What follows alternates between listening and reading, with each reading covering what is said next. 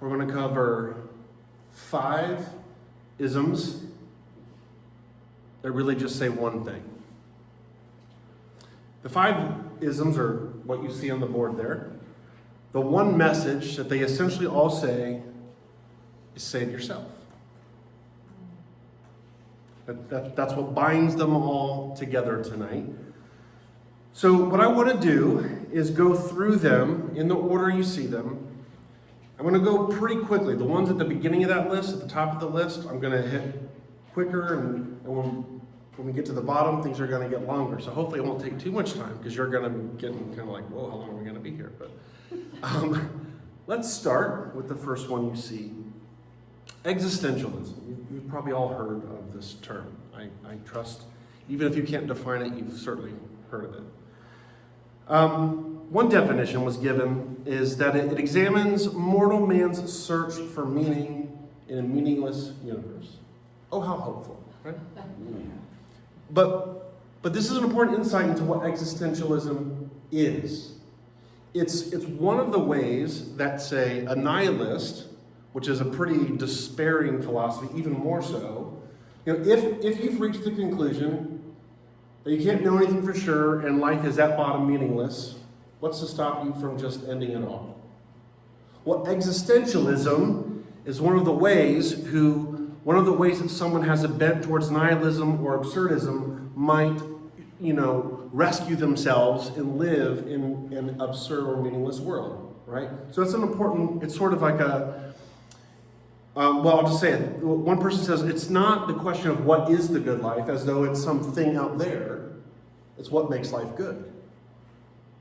So what do you hopefully you can detect what you're doing. Instead of discovering some truth that's outside of your control, you're determining it. And this is the appeal of existentialism, because you get to create your own values and determine a meaning for life. The question, what is the meaning of life, is not to be discovered, it's to be self-determined. This is the appeal of it. Existentialism says, at bottom, save yourself by defining salvation as meaning and then self-determining the path to achieving it. Let's move on to monomythicism. I will probably never use that term again, but I wanted to keep the ism thing going. Also known as the hero's journey, which I suspect many of you have heard of.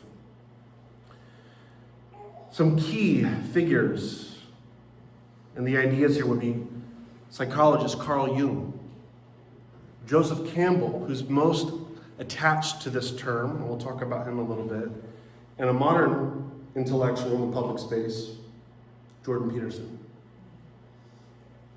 Jung was a disciple of Freud, and they split ways in some meaningful ways, but Jung was really influenced by a lot of those ideas, and he was really interested in examining dreams for meaning and stories. He was analyzing these myths, and he said that myths are first and foremost psychic phenomena that reveal the nature of the soul. So what he saw was that the stories we tell each other, there's something truer than true. It's not the story, there's some deeper psychological truth that's embedded in the story. And he really analyzed stories this way. And then Joseph Campbell really took those ideas. He wrote a famous book called A Hero with 1,000 Faces, among other books. And he looked at these stories of old. We're talking Greco-Roman, we're talking the myths of the Western and the Eastern world, and our modern day storytelling. And he discerned that many of our great stories have an extremely similar pattern, hence the monomyth. That all the stories are really telling one story. This is sort of the idea of the hero's journey. And then Jordan Peterson is someone that I really appreciate. I'm thankful for him. I pray for him because I still think he's not there yet. And I actually think this is his hang-up, because this is his religion. And so when he goes over to the Bible and he teaches you about the story of Abraham, he runs it through the hero's journey grid. And so he psychologizes the story of the Bible. And it's interesting, because there's some truth to the hero's journey, which we'll talk about it, but he just can't get past it. It seems to me. One Christian referred to Jordan Peterson as having performed an exorcism of nihilism. I thought that was a great analysis for the service that he's given to the Western world.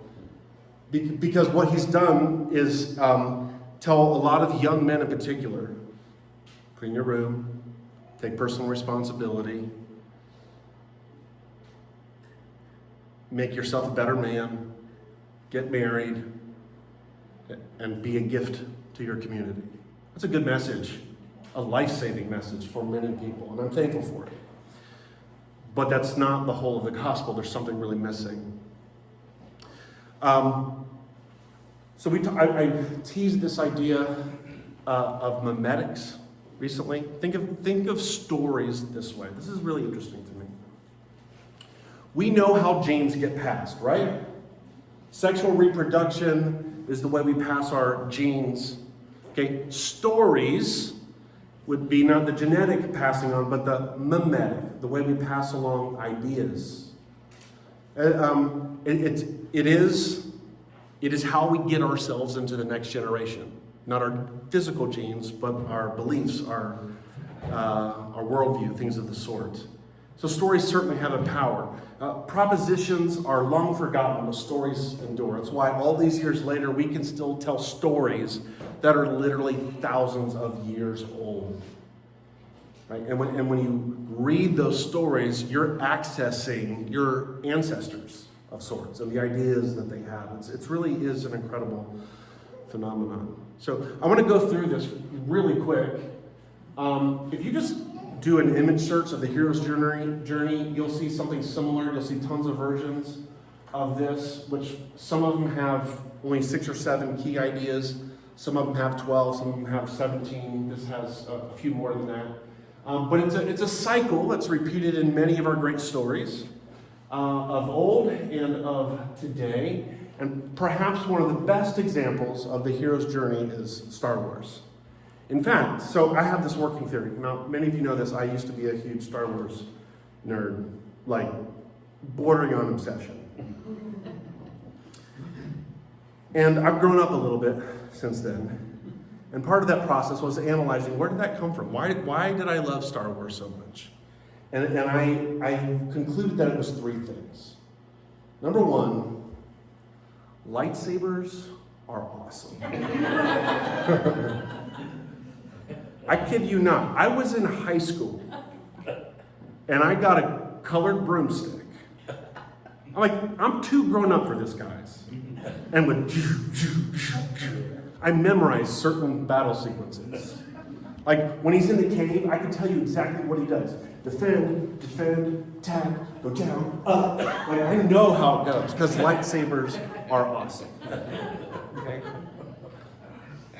Number 2. John Williams' score is transcendent. Number 3. George Lucas, the creator and director of the first film, knew what he was doing. He read Joseph Campbell. And when he set out to write this story, he wasn't really trying to write a new story. He was trying to tell the one story we always tell, thus ensuring that with lightsabers and a good score, you could have a poor script and a low budget, but if you tell the greatest story, you're going to connect. And that's, I think, the story of why Dan Hermes fell in love with Star Wars. Let's go through the story and how it illustrates it really quickly. Next slide. So the hero's journey begins with the protagonist living in typically a very ordinary world. Where does he live? Tatooine, right? Where's that? Wherever the brightest star is placed in the universe, it's the star that's farthest from, right? That's what he says. It's the most ordinary, bland existence you could think of. It's obscure. You would never expect a hero to come out of this place. Next slide. The call to adventure. Obi-Wan Kenobi. You're my only hope. And he's right there and he says to Luke, it's time for you to come with me. I can't do that. Next slide. So he meets Obi-Wan Kenobi. This is where he tells him, he hands him a lightsaber. Articulates, clarifies the call. Next slide. He's got some obstacles to fight, right? He's got to endure and watch these things. Next slide. Okay, so this is an early victory, right? You've got the mentor who's guiding you along the way, and you're going to have some losses on the way. You need to have a victory. Now, I think I either skipped a slide or just talked right through it, but I'm just going to go back a second. Right after the call to adventure, the hero typically resists the call first, right? That's how the story goes. You resist it, right? Now, actually, can you go back? I want to show the picture. Can you go back, right there. First one. This is the orders. That's what it is. The orders different. So this is the ordinary world, but importantly, if you know the movie, this scene takes place right after, or shortly after, the call to adventure has been issued. Now, I don't know about you, but I can hear this scene. So, yeah, right? Some of you can, right? He's heard the call to adventure. He can't go. Why? Because he's got chores to do. So he walks out. It's dusk time, and then I can hear the music. First you hear the cello, do-do-do. It's got like a darkness to it, but it just lingers. It just sits. And then there's some woodwinds that come in. It's really simple, but it's gentle all of a sudden. Do do do do, and then that French horn. The most beautiful haunting melody you've ever heard. Do, do,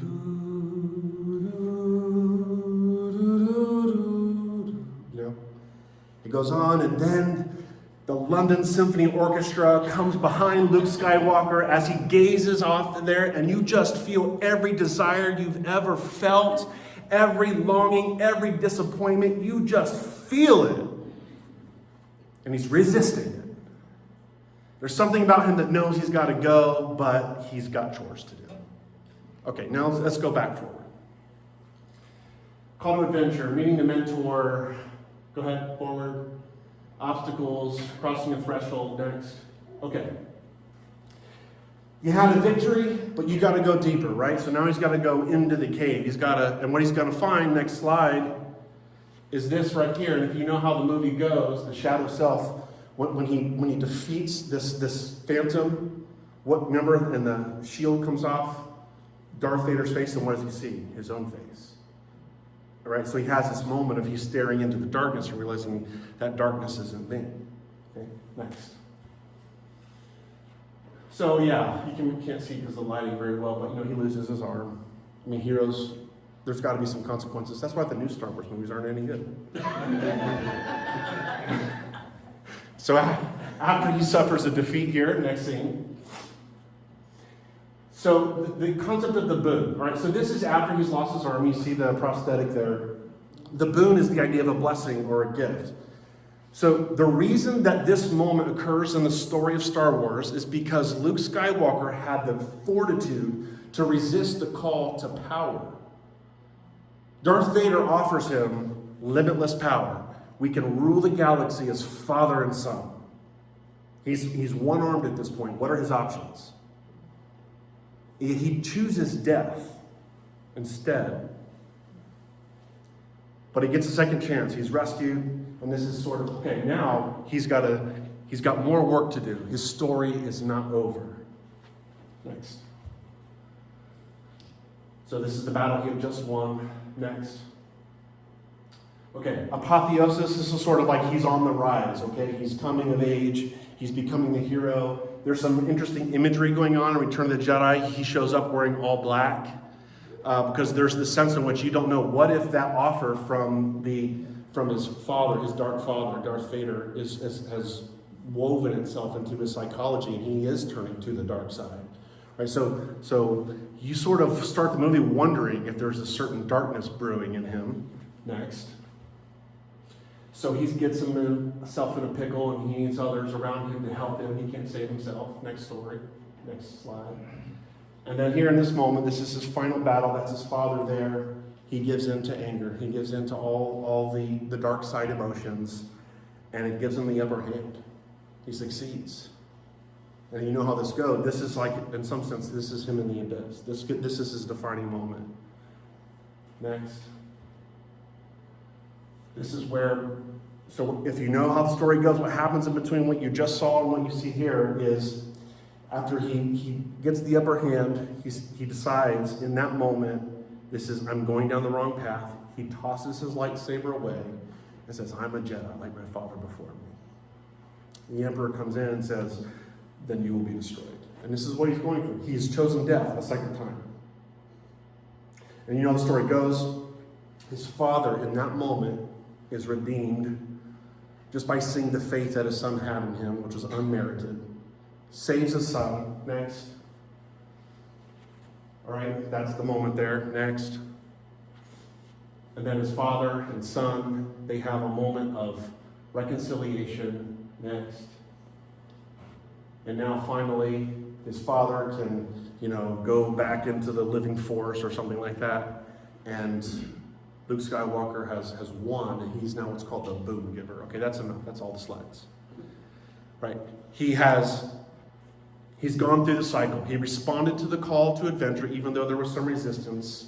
He gets a mentor along the way. He's got some wins. He's got some losses. He stares into the deep abyss of his own soul. He has the dark night of the soul. He wins, but he's getting blessings along the way.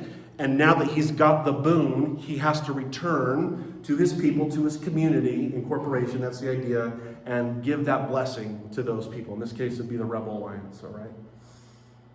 That's the hero's journey. And all of our great movies and television shows and Disney movies, they follow this. It's incredible how often you'll see this. Rocky. The movie Rocky follows this. I mean, it doesn't get much more obscure than like a failed aging boxer who's moonlighting as like a gentle hitman. Right? He doesn't like, he's got all this power and might, but at the end of the day, he's a softie. He doesn't want to hurt anybody. But he's got bills to pay. But he responds to the call of the adventure, which is what? To fight the heavyweight champion of the world. Even though he doesn't want to do it at first. He resists it. But he chooses to do it. Why? Not to win, but to defeat himself. And his trainer comes alongside of him. He meets a woman who's part of the equation. And it's so beautiful to see the more he's pursuing this call to adventure, the more the people around him, he's elevating them, strengthening them. And then the victory at the end of the movie, even though he's lost the war, he doesn't care why, because he won the battle that mattered. He defeated himself. And now his once timid girl is going through the crowd. Rocky, I love you. It's amazing, right? And again, amazing music too, right? It's all part of the deal. So countless Disney movies, Greco-Roman mythology, Eastern mythologies. I mean, it's to a T. Many stories follow this. And a lot of people would analyze this. That's why I mentioned Carl Jung, psychologist, Jordan Peterson, psychologist. They sort of see the hero's myth as just that, an aid in our psychological development. They would even see that in many cases as the purpose of stories and of religion. It's a psychological crutch. The technical term is the individuation process. And if you want fancy terms, it's when the unconscious contents or the unrealized potential is integrated into the self. You discover your true self. Joseph Campbell calls it the pathway to bliss. I could say that Star Wars, Rocky, inspired me in good ways. Like, this isn't all bad, what I've just described. My conception of what a hero is was formed in part by Luke Skywalker. What is a hero to me? A hero is someone who loves people. A hero is someone who sacrifices himself.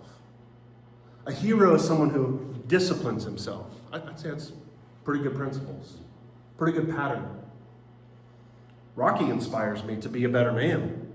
Like, I want to beat not the guy, I need to beat myself. Because if I can beat myself, I can raise the station of all the loved ones around me. Like, I just love that idea, and it inspires me.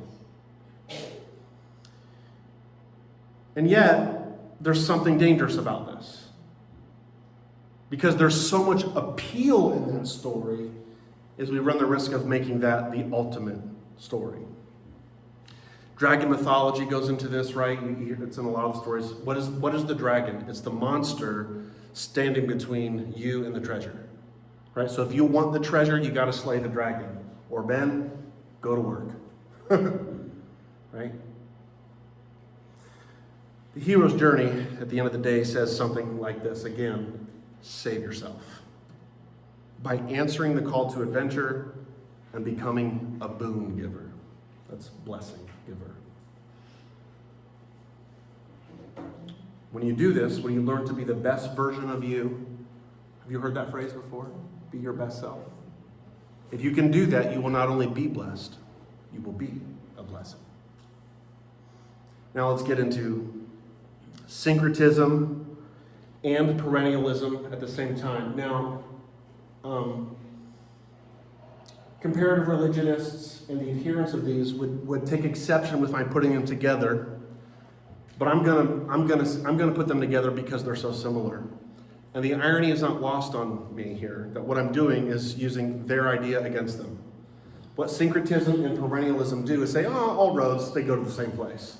So that's what I'm doing. They're basically the same, so I'm gonna treat them the same.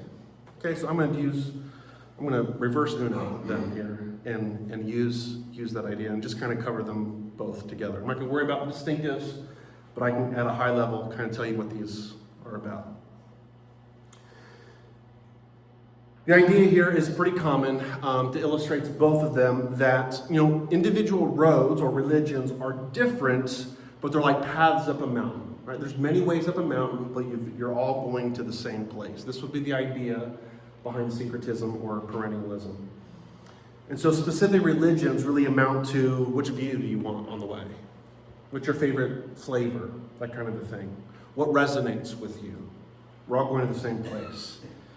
They tend to focus on more of the mystical expressions of each religion. So like, say, the monastic movement in Christianity, or the Kabbalah in Judaism, or Sufism in Islam, because that's the thing that they see as like the real truth. It's the mystical experience.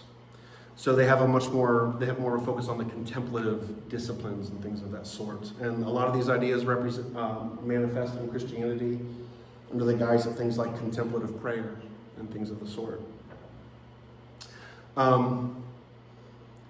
There's kind of a baked-in anti-institutionalism in this, which resonates with me actually pretty deeply.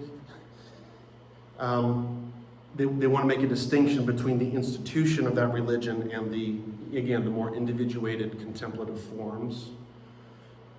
We've talked about Aldous Huxley before. He wrote Brave New World. He also wrote a book called The Perennial Philosophy. He's a perennialist. He's a key leader in this thought, actually. But here's the thing. The question we've got to ask is if the basic idea is that all roads lead to the top of the mountain, we got to go, well, what's at the top of the mountain? What's up there when you get there? That's what I want to know. Here's the way one person defined it. You ready? The subjective experience of oneness with all that is. I don't entirely know what that is, but remember, it's a subjective experience. So I guess you get to define what it is. An important thought leader on this, a young guy, Brian Muraresku, he wrote a book called The Immortality Key, and he says this is the idea underneath all the world's religions. He puts it this way: if you die before you die, you won't die when you die. If you die before you die, you won't die when you die. What's he saying? You have to have an experience of death and rebirth. And they'll use Christian language. You have to be born again. Right? He's saying that's what all the religions teach. You've got to have that experience in this life. If you die before you die, you won't die when you die. Also says it's this way, it's to know yourself at the deepest level is to know God. Interestingly enough, the role of psychedelics are pretty common in this philosophy.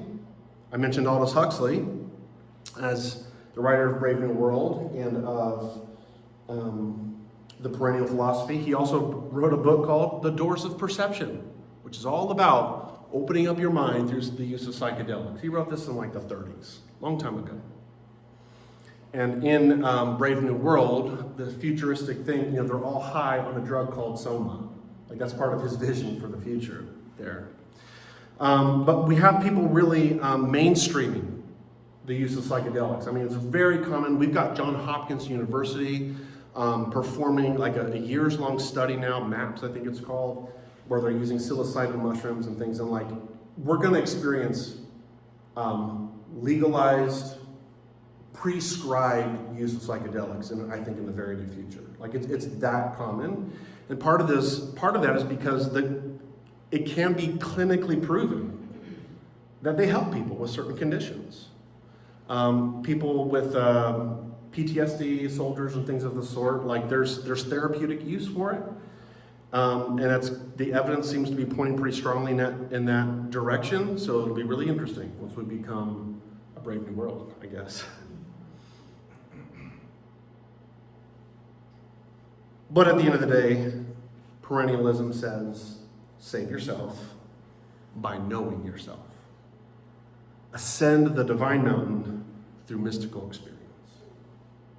And this brings us to our last ism, where I hope to have a little fun here. I know some of you did your homework this week.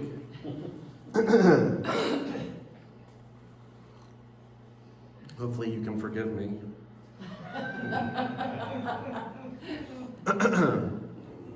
We're going to talk about Gnosticism for the 37th time, maybe, right? It will not be the last. Formally, capital G Gnosticism, its origin is unknown. We don't really know. What we do know, that it was the primary ism that the early church contended with. Irenaeus, who I talked about last week, in his Against Heresies, was primarily targeting Gnosticism. And many of those heresies, which I sort of alluded to last week in the 2nd century, many of them are essentially the individual tenets of Gnosticism. It really was. Gnosticism and paganism were the ideas of their day that they had to contend with, primarily. And so for many years, our primary knowledge our primary way of understanding Gnosticism was through the critique of it. Because their original works hadn't survived, we just had all the early church fathers telling us how bad it was. But it is basically, there's two very common perceptions about what Gnosticism is. So one would be, it's right there in the term. Gnosis means knowledge. It's this idea of secret knowledge, right? And you've seen that, and you've taught that. That is certainly a feature of Gnosticism, but that's not quite what it is. Another one is something called dualism, or the spiritual good, material bad. Okay? That is a feature of Gnosticism, but that's not what Gnosticism is. And we're seeing these things, and when you spot these, secret knowledge or material bad, spirit good kind of thing, you're definitely seeing something that's Gnostic-ish. But the heart of Gnosticism is deeper than that. And I've used this phrase before, I'll repeat it to you again, is this idea that if you bring forth what is inside you, what you bring forth will save you. If you do not bring forth what is inside you, what you do not bring forth will destroy you.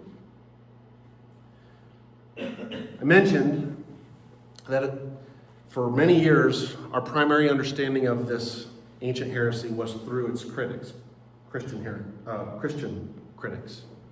That is, until 1945. We had an incredible archaeological discovery. It's called the Nag Hammadi Library. It's in Egypt. And they discovered original writings of the Gnostics. It's a Gnostic library. And so since 1945, we've had access to what the Gnostics themselves actually taught. Turns out the Christians were summarizing their views correctly. It says a lot about the integrity of their arguments, I think. Based on this discovery and our deepening understanding of what it is, I have two basic thoughts about the church and its critique of them. One, that one of the most noblest acts of the early church was to target these ideas for destruction. My dad had this phrase that he would say when he was being discerning when I was a kid, that's a lie from the pit of hell, right? Gnosticism is that lie from the pit of hell. And it was a noble act of the church to put this lie from the pit of hell in its sights. But also, the more I understand it, I am tempted so often to think of Gnosticism as sort of the one ring to bind them all. You know, there's lots of isms, there's lots of ologies, there's lots of false teachings. The one that binds them together is this.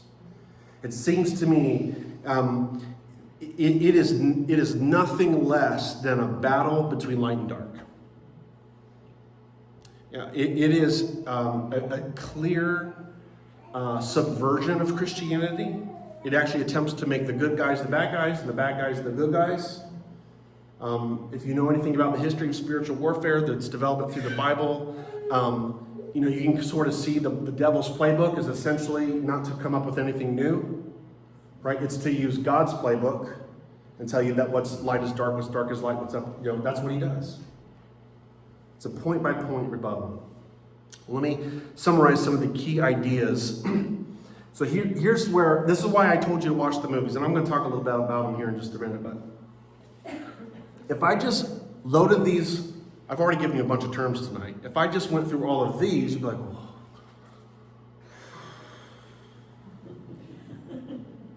It'd be tough, right? But I want you to know that there's a story that Gnosticism sells. They have a cosmology. They have a belief system, not just a doctrine or two. And it all begins with what's called the monad. The monad is what they would call God, right? It's not like our God, but it is sort of the first thing that began to exist, the divine source. And surrounding the monad is this realm called the pleroma, which is a word that means fullness, and it's actually a very important biblical word. It appears in the New Testament. When Jesus shows up announcing that his kingdom has come in its fullness, it's pleroma, right? It's that idea. So see how this is a point by point? What are the Gnostics saying? They're saying the pleroma is that realm of light that surrounds the monad. And so they're also setting you up to make Jesus an agent of it, but we'll get to that another time. What the pleroma is, this light that surrounds the monad, is sort of the totality of its powers, this region of light. And then out of there are things which emanate. It's a technical term in Gnosticism. The supreme light, or consciousness, as it's often called. The further it gets away from the monad and the pleroma, the more embodied it becomes. And the more embodied it becomes, the more evil it becomes. This is why they have the idea of flesh bad, spirit good. In the pleroma live 30 beings called aeons. They are 15 male-female pairs. And they dwell there in the light which surrounds the monad. And one of these aeons, her name is Sophia, which means wisdom. And Sophia decides that she wants to create life. And there are rules, according to the monad, for what authorizes you to create life. You have to have a male, you and your spouse, basically, your spiritual spouse, whatever you want to call it, have to create life together. But Sophia decides, she's a feminist, she decides to create life without a man. And she creates a being out of a spirit of rebellion. She's this chaos agent of sorts. And so she is banned from the pleroma, we could say the presence of God, but the pleroma, due to her act of unsanctioned creation. The name of her creation is, it's called the demiurge. The name is Yaldabaoth. Demiurge, at first, thinks that he's the supreme God because he's never had access to the pleroma. So he thinks he's all by himself. The demiurge actually, even though he's a created being and an unauthorized created being, he thinks he's the primary source. And so what does he do? Well, he's God in his view, so what does he decide to do? He decides to create. And he creates a place. He creates humanity. And he places them in a garden to imprison them.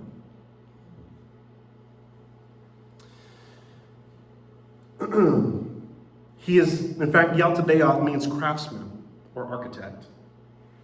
He's a serpentine-like creature who creates matter. He's the Yahweh character of the Bible. So Gnostics assert that the Yahweh of our Bible is actually an evil creature that was created by a rebellious aeon. And Eden is not paradise. Eden is a prison. And in this world, Yaldabaoth, the demiurge, he doesn't want his creations to escape. And so he creates other beings, kind of above the humans, but not quite at his level. They're called archons. And the archons do his bidding, and they sort of stand in the way of humans when they try to get free, and they enforce the reality of his constructed prison. You see, their path to freedom is through something called gnosis, knowledge. What does the biblical story say would happen if they eat the fruit, if they disobey? They're eating from what tree? The tree of knowledge of good and evil. And who's the character which comes into the biblical story? Right? The serpent. And the serpent says, eat the fruit. That God is a mean, cruel, and vindictive God, and he doesn't want you to be free. Free yourself. Eat the fruit. Take the red pill.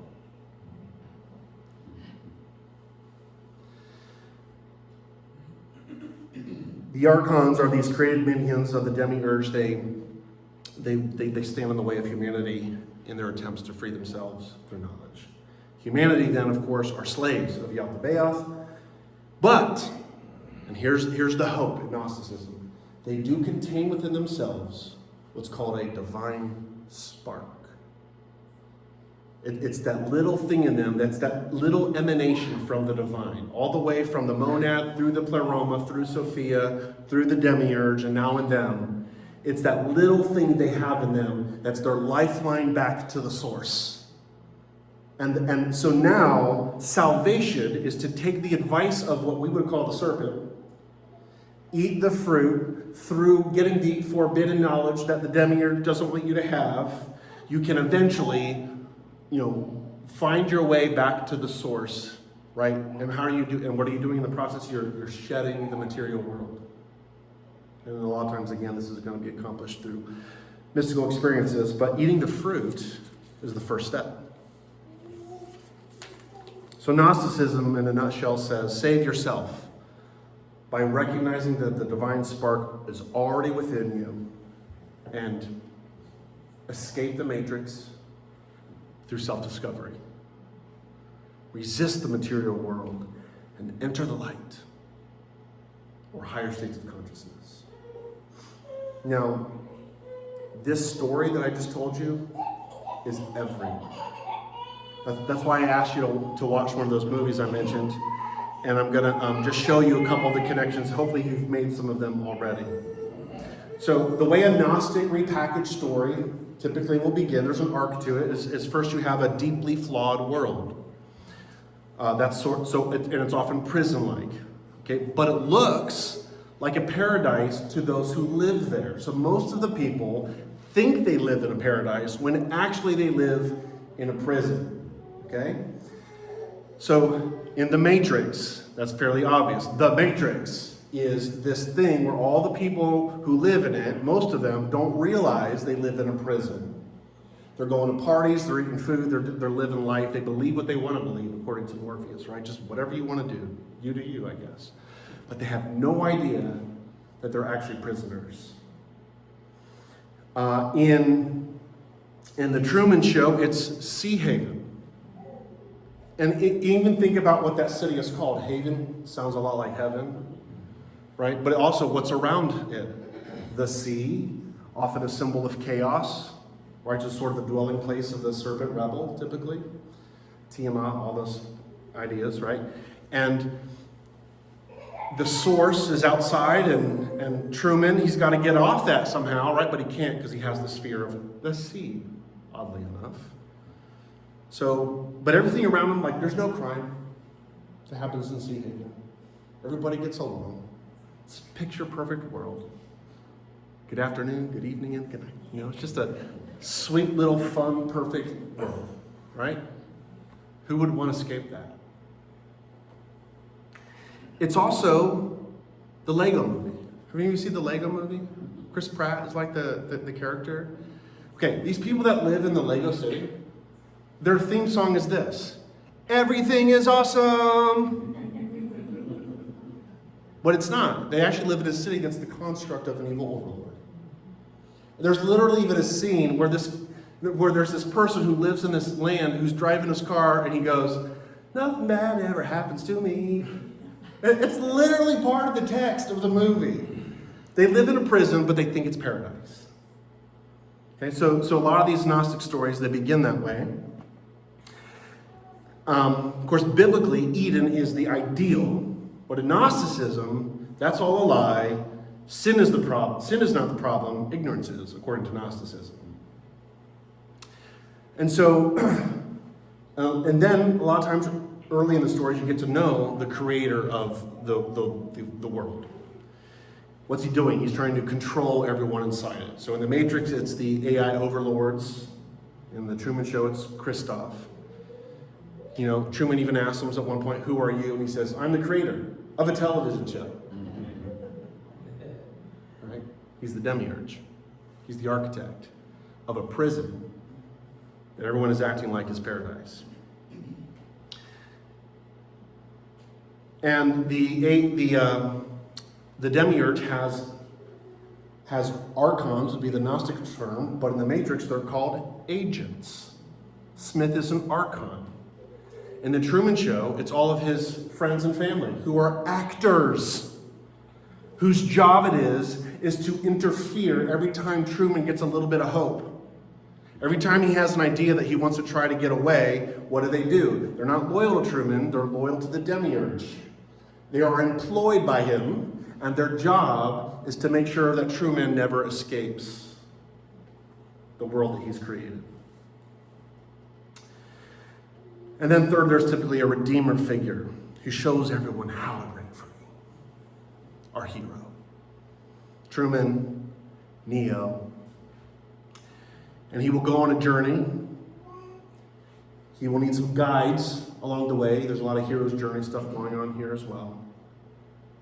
So in the Matrix, it's Morpheus. It's his early guide. And what does he tell Neo to do? Take the red pill. Eat the forbidden fruit. Knowledge. Right? If you take the red pill, I show you how deep it goes. You take the blue pill, you go back to sleep. Right? You choose ignorance. So red pill is this path to enlightenment. This is the path. This is the first step in how you break free of the Matrix. That's what you want to know, Neo, right? Well, this is the first step. You got to take the red pill. It's red for an obvious reason. Now, the Bible doesn't actually tell us that the fruit was an apple or a pomegranate, but those are in imagery. It's typically a red fruit, right? This is a clear reference to that.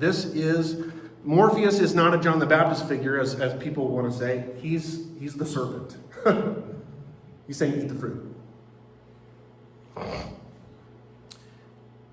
In Truman Show, I think Sylvia is this character. What's her guidance to Truman? Come find me in Fiji. And even her name, Sylvia, just a slight repackaging of Sophia, character from Gnosticism, the mother of the demiurge, actually. And then there's typically a secret teaching. So in The Matrix, after he's taken the red pill, Neo has to be indoctrinated in the mysteries. And so Morpheus has a place called the Construct.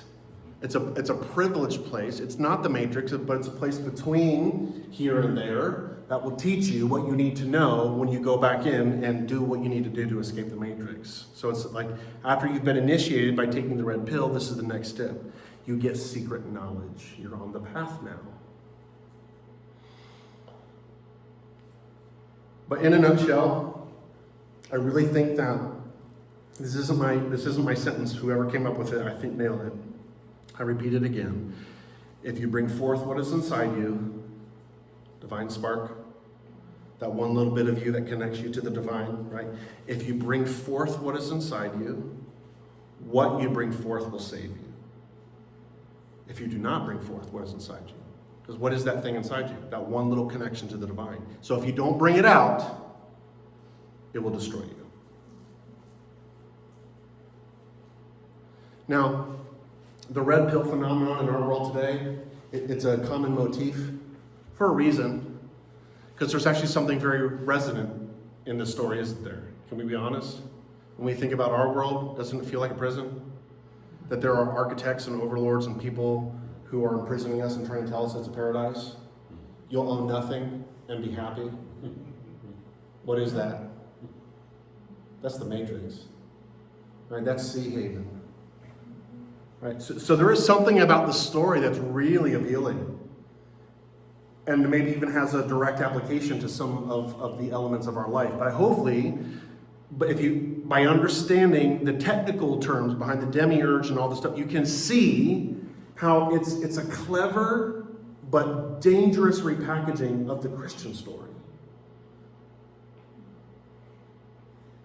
In Christianity, the answer to the question, what's wrong with the world, is rebellion and disobedience. In Gnosticism, it's ignorance.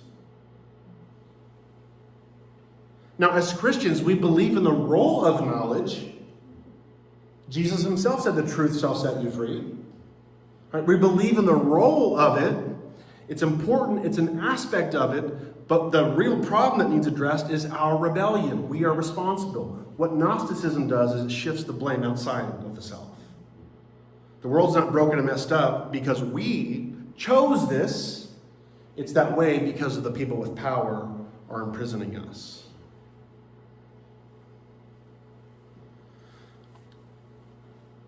Jung, who I mentioned about the hero's journey, was also a big fan of Gnosticism, it turns out. He actually was one of the first people to purchase some of the Nag Hammadi library.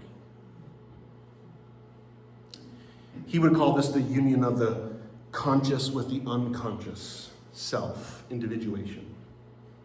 Fancy terms for save yourself.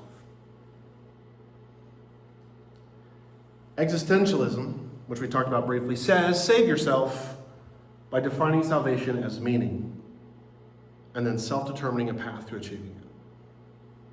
The hero's journey says save yourself by answering a call to adventure and becoming the boon giver. Syncretism says save yourself by knowing yourself. Ascend the divine mountain through mystical experience. Gnosticism says save yourself by recognizing that the divine spark is already within you. However, the rallying cry of the church is and evermore shall be, Jesus saves. Now, there's a little bit of truth in all of these ideas. There's an appeal to them. There's a temptation to make this our gospel message. While there's application to our lives and to our stories and maybe even our worldview. There's a point of connection here and there. We've got to be really careful with these ideas. Because the message that you have to save yourself is rarely packaged technically. Most people don't have the patience for it. It's mimetic, right? It's in our stories. And stories have, you can do things with music and narrative and drama that you just can't do with a systematic theology. And the stories we tell ourselves, we tell them because we want them to be true. Who doesn't want to be told, you're the hero? Who doesn't want the glory of being their own Savior?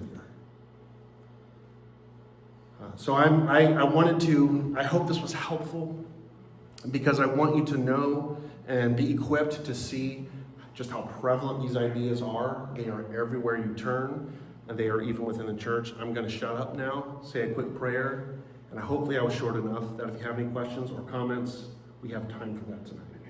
Father, thank you